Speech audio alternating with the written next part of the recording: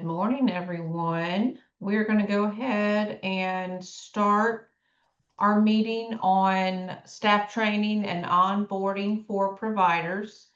We are happy to have Jernigan here with us. He is the Chief Consultant and founder of ProsperHR and the Talent and Organizational Development Manager for Bay County, Florida.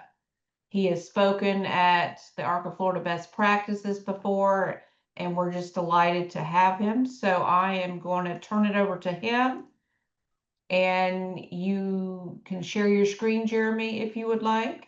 Okay. Sure. So good morning, everybody. My name is Jernigan. I apologize for being a few minutes late. I came directly from one of our Bay County Commission meetings that ran over.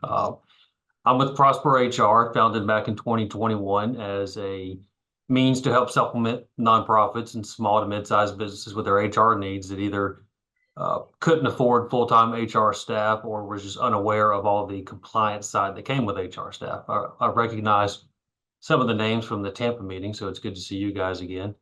And what I'll do is I'll share my slide deck. I've got about probably 20, 25 minutes worth of presentation, so you'll get some of your morning back today. And then we'll open up any questions that we have. Just as a brief side note, I did serve on the board for the Arc of the Bay for 7 years. So it's a pleasure to present to you guys and help you guys in the way that we can. Your mission's very dear and dear to my heart. I have a brother who's deaf. And so growing up with someone with a disability like that, I really understand the pressures and the roadblocks they have in their lives. So I appreciate everything that you guys do for your demographics. So let me see how to share this.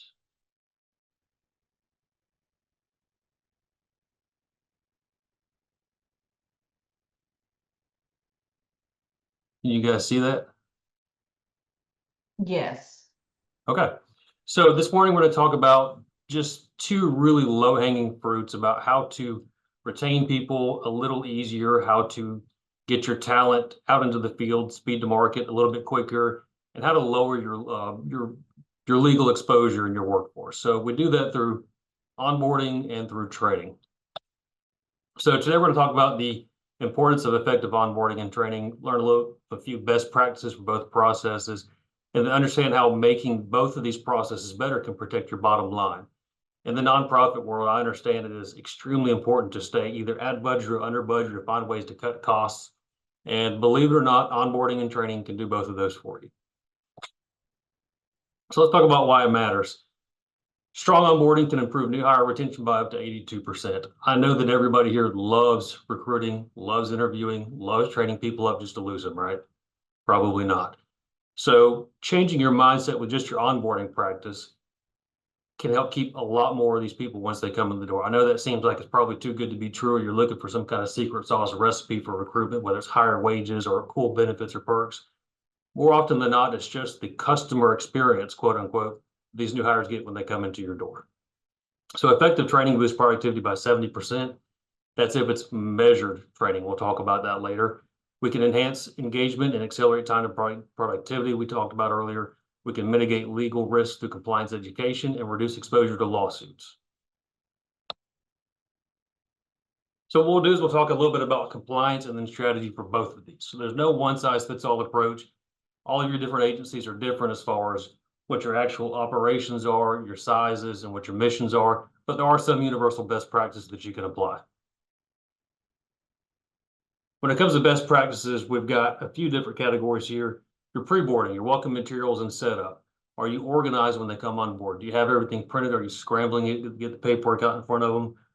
Are you getting your required documentation done? Your I-9, are you using E-Verify? I hope you all are at this point in time. Are you getting them to sign a job description, a W-4, your employee handbook? Are you covering that employee handbook? Are you making sure they're signing a piece of paper that says they've read the handbook?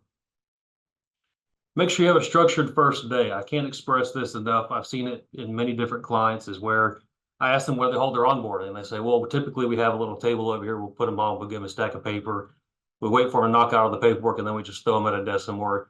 And they spend the next 2 or 3 days just trying to piddle around and learn the systems. That's a bad idea. Make sure it's a structured first day. Have a schedule. Give them the agenda when they walk in the door. Introduce them to the team. Cover your key compliance topics. Cover clear role expectations with what their duties are. maybe any KPIs they need to be aware of, and then try to get them integrated into your culture. Go over your mission and your value. Don't just read it to them with a monotone voice. Really try to explain, and sell to them why it is your agency exists and what it is all your employees are trying to accomplish. And then maybe tag them up with a buddy system. Give them a mentor if it's not even a true mentor, just someone who really embodies the values your organization has. And then communicate. Make sure you're opening up a dialogue expressing how your agency values learning and accountability. That onboarding session needs to be as much fun for them as it would be going to Disney World. I know that sounds ridiculous, but last time I went down to Disney, I went to Epcot, and I really paid attention to the way that they were moving the customers around in the park, whether it was through the ticket line, going up to one of the vendors to get a snack or a drink. Disney puts a lot of focus on the customer experience. And if you would just adopt that same mindset for your new hires, statistics say you could keep up to 82% more of those that leave within the first 60 days. And then compliance. So I would recommend developing a checklist of needed documents. Your Form I-9, the latest form. Please don't use an outdated form. Your W-4, any banking information, a signed job description, that is critical.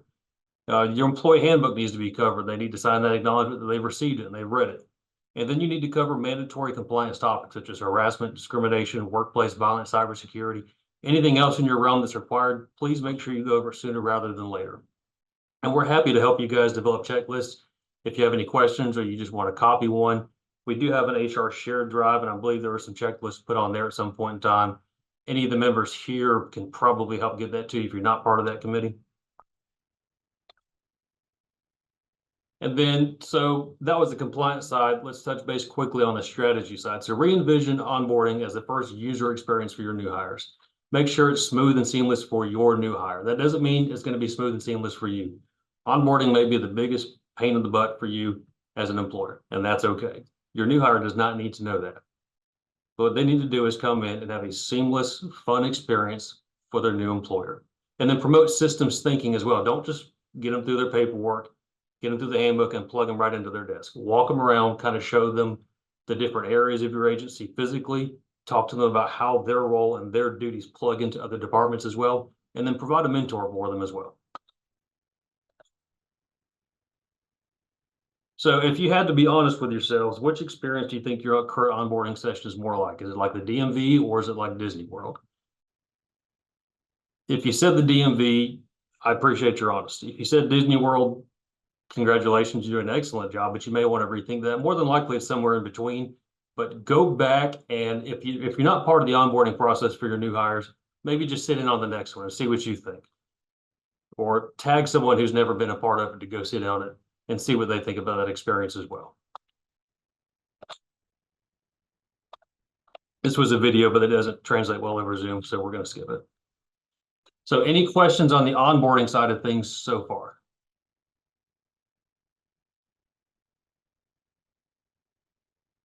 Okay, then we'll keep moving along. So onboarding was our first topic. Training is our second topic. So effective training is also comprised of both compliance and strategy.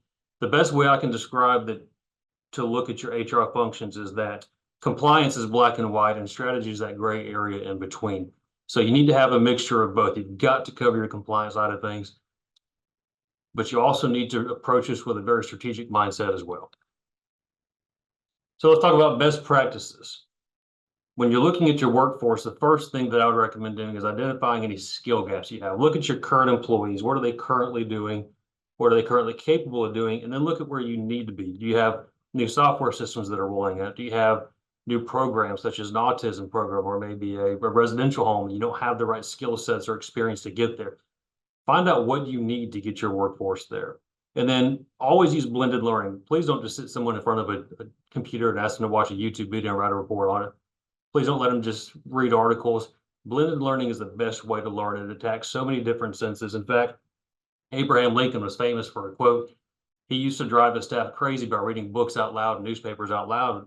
And he was famous for saying that he reads it out loud because in his mind, reading it, seeing it, and hearing it attacks 3 different senses at once, and he thought he could retain it better. So use interactive methods, simulations, gamification. One of my favorite gamification things is communication. If you've never seen it, it's where you ask someone to stand up in front of a room, you get a loaf of bread, peanut butter, and jelly, and you say, okay, tell me how to make a peanut butter and jelly sandwich. You've probably seen videos about how awful that goes. That's a real eye-opener about how detailed SOPs need to be. Communication expectations need to be. Emails need to be. And then make sure you've got documentation, SOPs and manuals.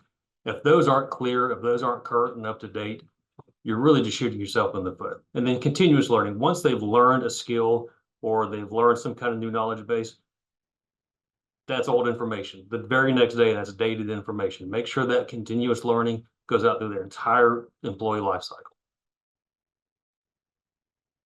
And then compliance. Go through your current training, maybe your annual training, your quarterly training, and just write down a list of everything you're training on currently right now. And then reach out to APD or reach out to ARCA Florida and ask them, what should we be training on, and see where you may have any gaps. And then this is one of my biggest pet peeves that I see with clients. Don't train just to train. Training should only be delivered if there's a missing skill set, if there's an unknown expectation, if they're new to a system. Far too often we see managers put their employees through training time and time again because they don't want to hold them accountable. If your employees know what they're supposed to be doing, if they have the skills, if they have the knowledge, and they're not doing the job, that doesn't call for more training. That calls for potential disciplinary action at that point in time.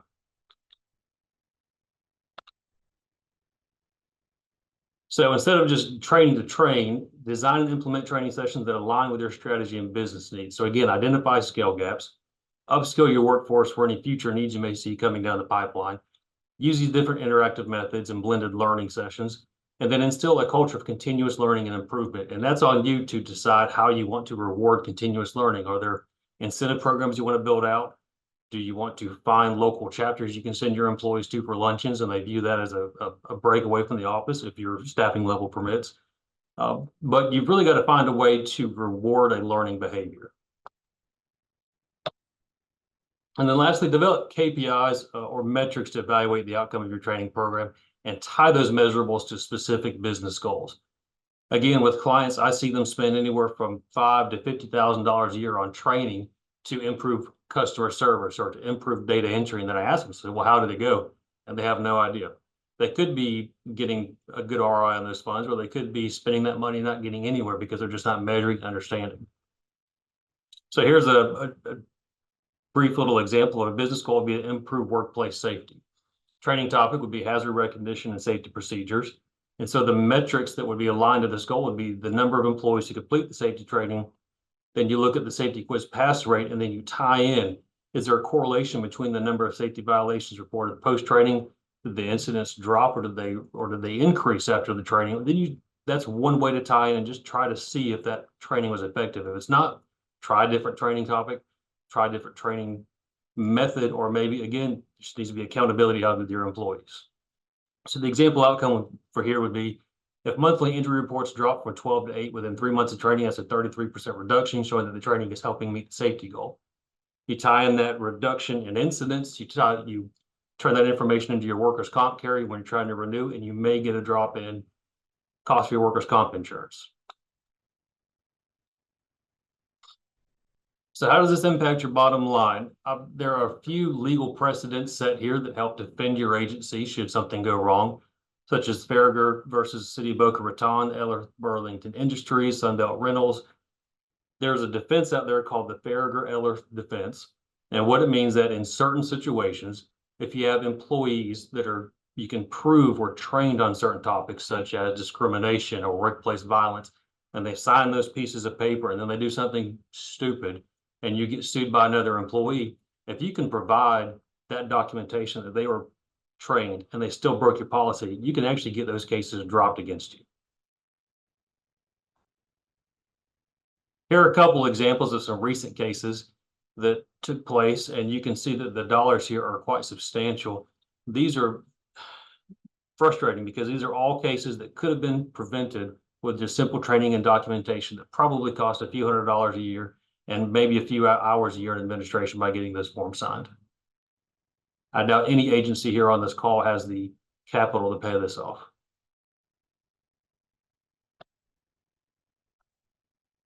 And so if you're looking for a way to try to build a business case for building a better training budget or administration budget or for an LMS, this is just a sample cost savings calculator that you can have to turn into your C-suite or to your leadership. And you can kind of show them that if you have smoother onboarding, if you have better training, these are the different replacement costs that we can mitigate. I'm happy to email this to Dina again, and she can send it out to everybody. Just trying to tie some metrics and show your leadership that you're not just training to train, and you're not just doing all this for fluff, that there are actual business impacts to all of these scenarios. Any questions? I know that was quick. There's not a whole lot of fluff here. I like to go pretty straight to the point. I'm happy to answer any questions or take emails if you have those. So we can go ahead and have people open up. There aren't any messages in the chat just yet. But like Jeremy said, we will send this out to all attendees, the presentation with his contact information. So feel free to unmute or put in the chat. Don't be shy.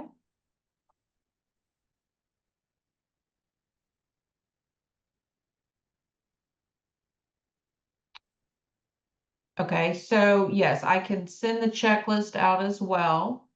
That won't be a problem. I can include that to all attendees. And just keep in mind that checklist will need to be modified for your agency for whatever operations and programs you're actually delivering. Right, so We'll yes, send the Gail, we're PowerPoint going to out. send out the PowerPoint and the checklist.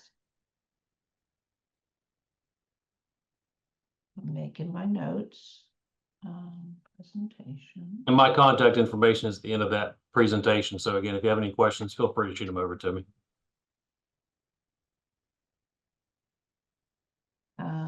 Okay, so can you see the questions in the chat, Jeremy? Yes, Or I've got I can read a, yes, them? this can be applied to small group homes. This applies to any type of business agency. This is just generic employment best practice. It doesn't matter what line of work you're doing, what size your agency is.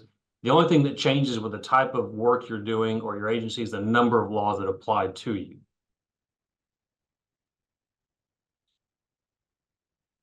So in regard to that question, is this not just state of Florida, right? It's just any best practices. I know we're all in Florida. It is, yes, it's for any best practices, but this is tailored to Florida employers. Okay. I don't even try to go down the rabbit holes of New York or California employment law. There's dozens more. Well, I'm just going to make an assumption that the majority of the people on this call are in the state of Florida. So, all right. Do we have any other questions for Jeremy at this time?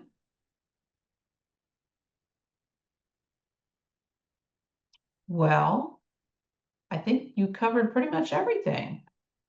Perfect. Anything else you want to throw out there while we've got everyone on? No, just again, if you have any questions, please don't hesitate to reach out. I know I don't have any of you guys on retainer, so to speak, but I believe in your agency and I believe in what you all do for the state, and I won't hesitate to help you guys if you need it.